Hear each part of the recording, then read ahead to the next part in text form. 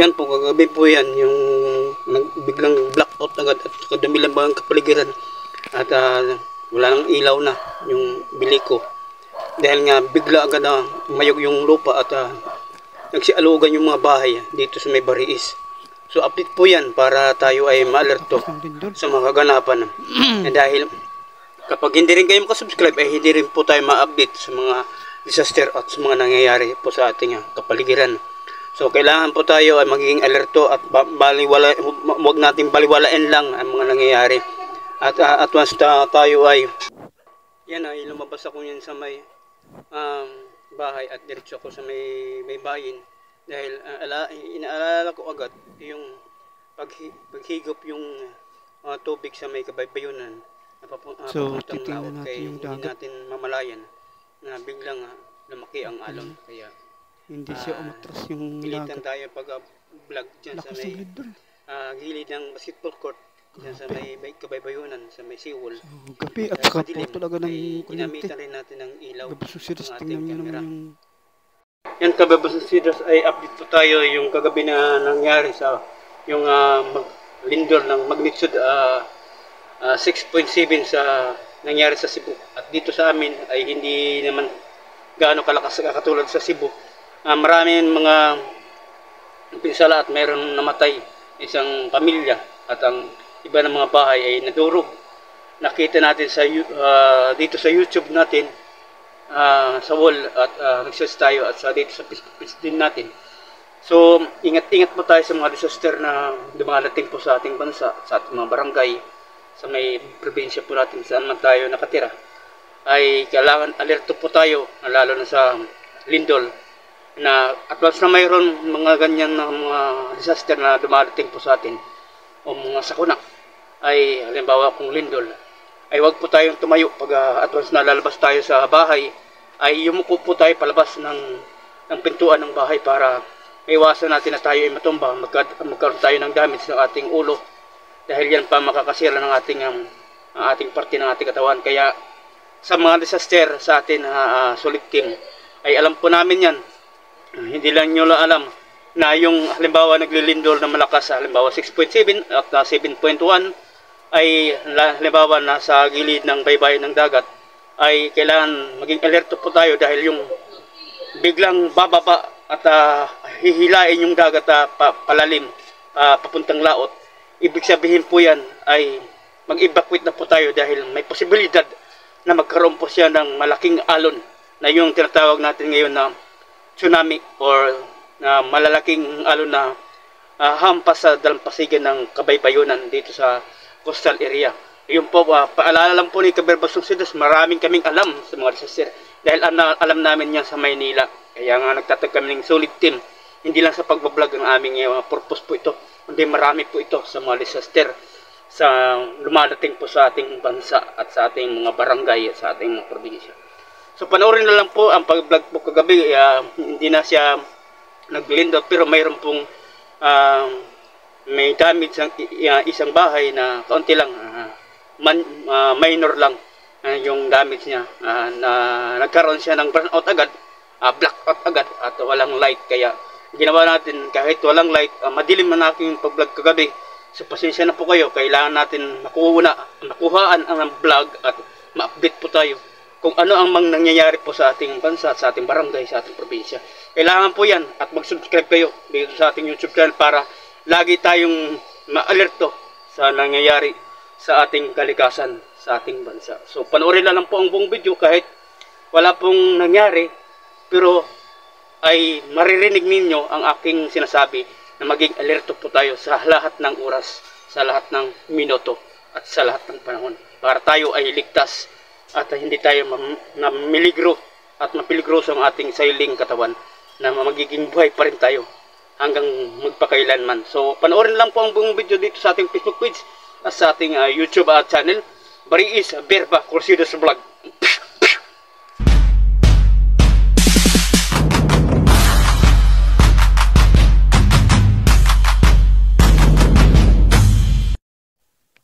Yan, madilim po yan. Lumabas po ako ng bahay at binaktas ko yung binaybay ko yung krusada kahit biglang nag-brown out agad at biglang nag-blackout dahil nga sa biglang umalog agad ang bahay at saka yung lupa dahil sa lindol. Ang pinakasentro talaga ng pagtama nito ng lindol na to, magnitude 6.7 sa may Bogo City sa may Cebu ng probinsya ng Cebu. At kalapit din namin na probinsya yung Leyte sa may Bilyaba, Leyte. Diyan rin medyo malakas din ang yanig ng lupa diyan sa may Bilyaba. At nabanggit rin sa Pbox, napanood natin sa YouTube, dito sa YouTube at sa Facebook, ay ang pinakasentro ng pagyanig ng lupa ay sa Bogo City at kalakip rin ang Bilyaba at ang Samar.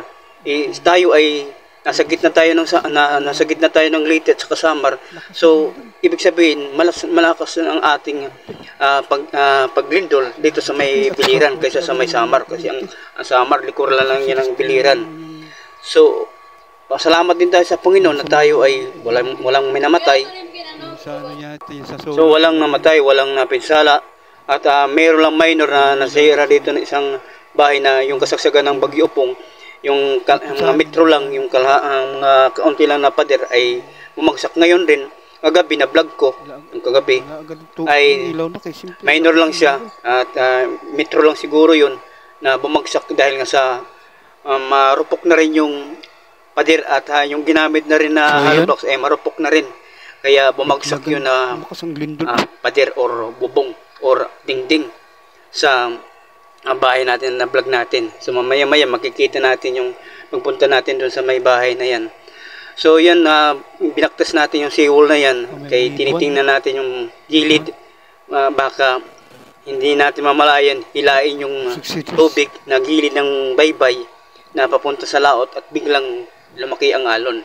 Kaya nag-vlog tayo at ginamitan natin yung ilaw kasi sobrang dilim, walang ang ilaw at blackout. Pero naman sa may boulevard ng bayan namin sa Kaibiran ay may ilaw, yung sa ginamitan ng solar light dyan sa may boulevard. Kasi nakaano natin yan dahil solar ang ginamit nila dyan sa may ilaw ng street light sa boulevard ng Kaibiran. Dito sa amin ay wala kaming ilaw, totally talaga burn out.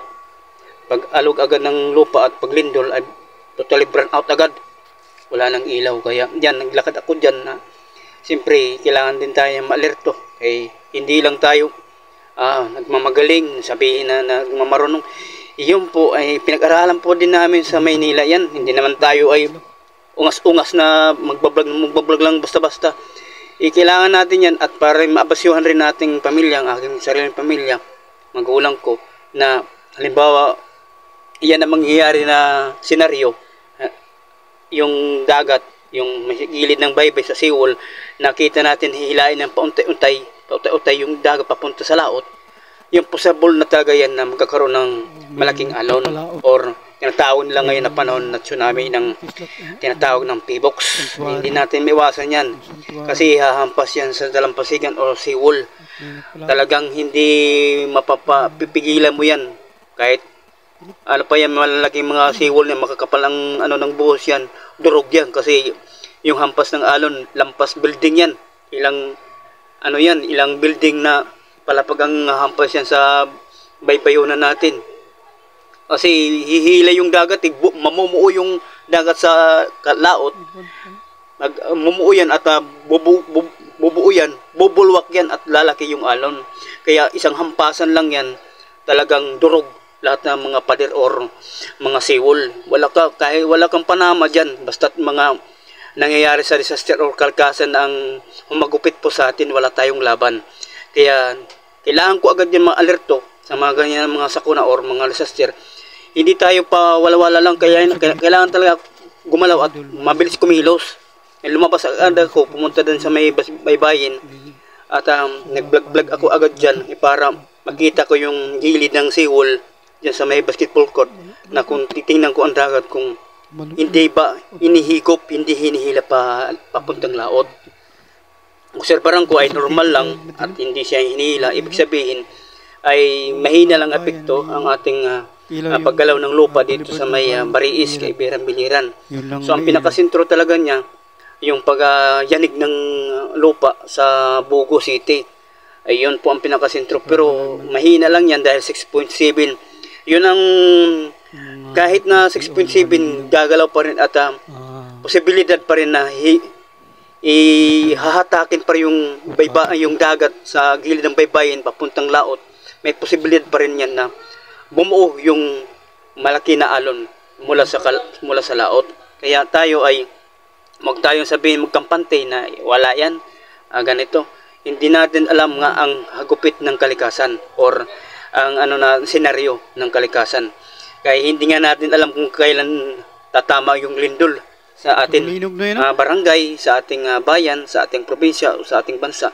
Hindi natin mamalayan yan kasi hindi katulad ng bagyo ay na monitor ng Weather Bureau ang Pag-asa. Hindi katulad ng lindol na hindi natin na monitor. Bigla agad yan aalog. At kahit ng PBOX na napipredict na lang nila yan kung tumatama na yung lindol sa atin. Napipredict nila ilang magnitude o ilang anong lakas ng lindol na yan. Kaya napipredict nila na ilang magnitude o 6.7 or 7.1 or 7.2. Ganun po, kaya yung mga PBOX na ating ahensya ay hindi na nila alam kung kailan tatama ang lindol. Kaya kailangan tayo ay maging alerto. Kaya nagkakaroon po tayo ng mga pagsasanay dito sa barangay or sa bayan ng ganyan mga drill ng earthquake dito sa may basketball court. Nakita ko rin dito sa ng pagdidrill ng about sa lindol or earthquake dito sa ating barangay. Kaya kailangan din tayo ay makinig sa mga disaster na bawat mga ahensya ng ating government, sa ating gobyerno, katulad ng PBOX at saka Weather Bureau. Huwag tayong baliwalain lang, at lalo rin kami mga YouTuber kasi rin ay kaagape rin kayo ng mga ahensya ng gobyerno. Na-alerto agad kami, lalo na NDIMC, nagchat-chat rin sa amin kung saan at malakas at mayroong mangyayari ng storm surge sa ating kapaligiran o sa ating kabaybayunan sa ating coastal area. Kaya kailangan rin makinig din tayo sa mga YouTuber katulad sa amin, mga batikan ng mga YouTuber mula sa Maynila or vloggers mula sa Maynila, kasi nag-aral din kami sa mga ganyan para din tayo ay mayroon din tayong nalalaman sa social media or sa mga disaster or sakuna or mga nangyayari po sa ating bansa. So yun po ay naglakad-lakad po tayo at medyo madilim talaga dyan at nalikan agad natin yung gilid ng baybayin dahil tinitingnan ko talaga ang gilid ng coastal area na baka biglang humila yung tubig mula sa seawall. Na yun po ay alerto ko po agad ang aking pamilya, tatakbo agad ako dito sa bahay na yun na akit na tayo sa Paralan dahil nga itong aming location ng aming barangay ay medyo paangat, pataas, papuntang sa school namin ng aming elementary ng Bari Elementary School, paangat siya. So possible talaga siya na halimbawa mayroong matataas na mga alon ay hindi naaabutin ng malalaking alon, pero kung malaki talaga ang posibilidad na tumaas pang alon ay possible na aabutin hanggang sa National Road ng Bariis or Kaibiran, Biliran. So sana po ay paki-subscribe at paki-like at paki-share, or hindi man kayo mag-share, ako na lang mag-share, kaya ako man nag-share sa mga Facebook group. Totoo po yun. Ako sa aming mga organization, sa Solid Team dyan sa Kamaynilaan ay at once na maka 1K na ako sa YouTube channel natin ay babalik na rin din ako dyan sa may Kamaynilaan sa Cainta Rizal. Diyan po tayo magpupulong-pulong tayo ng mga YouTuber or vlogger sa Facebook page. At dyan sa may dagat-dagatan, Caloocan City. Alam natin ako nagtitinda ng tuyo, pero hindi nyo nga masabi ang isang tao kung dyan lang siya nakakaroon ng kaalaman sa mga ganyan. Kundi marami tayong kaalaman at kasanayan sa ating buhay, kaya tayo pumasok sa social media platform ng ating YouTube, sa ating Facebook page. So tayo po ay kailangan ay wag po tayo maghusga agad na tayo ganito, nagbablog lang tayo para malaking ating views at sumikat sa social media. Hindi po. Kailangan din natin yan na tayo ay ma-alerto, kasi bawat isa po sa atin ay mayroong mga bawat pamilya or may mga magulang na maabusuhan agad at ma-alerto agad ating sariling pamilya at sa ating mga relatives. Kaya kung tayo ay nakatunganga lang sa hangin, nakabaluktot lang, nakahiga lang sa halimbawa sa mga gagabi na hindi na natin alam ang mga susunod na pangyayari habang nakatulog po tayo. Dahil ang kalikasan hindi natin masabi kung sa ilan darating po sa ating lugar o sa sa ating mga barangay. Kaya at once tayo ay mayroon natin na naririnig at napapakinggan ng ating kwento, yan na po, yan na bahay na yan, ay kami kasama ko dyan, aking pamangkin si Boknoy, anak ni Manualan, aking pinsang buo. Ang nanay nila ay kapatid ng nanay ko. Yan, yung na-vlog ko na rin yan, yung Bagyo Upong. Na-upload ko na yan sa YouTube, saka na-upload ko na ito dito sa YouTube at saka Facebook page, doon sa dito, Facebook page. Mayroon dyan na minor na bumagsak yung kaunting ano niya, yung bubong pader, yung dingding. Kasi nga nakita ko yung mga hollow blocks ay malambot na at wala na talaga siyang tibay. Lalo hindi siya napalitadahan. Kaya bawat lumilipas ang taon, lalong lalambot yan at babagsak talaga ang bahay na yan. Kaya yon, mayroon pong minor na damage dahil sa bagyo. Dahil sa lindol rin. Tama. Dahil rin sa bagyo at dahil sa lindol. Kaya nagkaroon siya ng damage yung pader, yung dingding ng bahay na yan. Yung nakapasensya na po kayo dahil madilim. Sabi ko nga sa inyo ay burn out. Bigla nag-blackout.